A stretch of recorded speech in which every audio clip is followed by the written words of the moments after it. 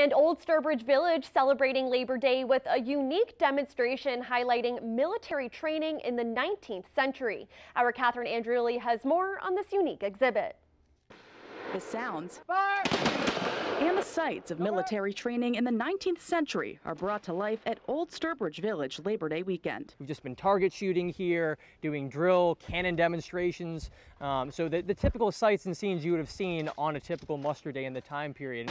Militia Weekend celebrates the role of citizen soldiers in early New England, reenacting training days which include marching, drilling, and learning how to shoot. In the 1830s, every man from 18 to 35 in Massachusetts is actively serving in the militia, which means they need to turn up 2 times a year and actually train. Demonstrators here at Old Sturbridge Village shot at these wooden targets you can see behind me to recreate the militia experience of the 1800s. Today, I had a chance to shoot this bullet to experience what target practice would be like more than 100 years ago.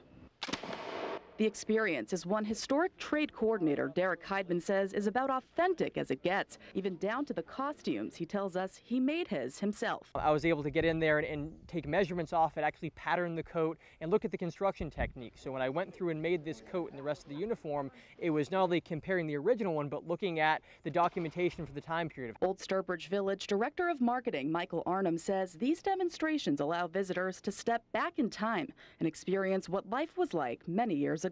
And you get to see them demonstrate these techniques and these crafts that would be forgotten otherwise. These big picnics and really just a holiday atmosphere on these training days. So trying to recreate that here in the museum and having a really authentic experience recreated for the public when they come in is a really neat experience to be part of.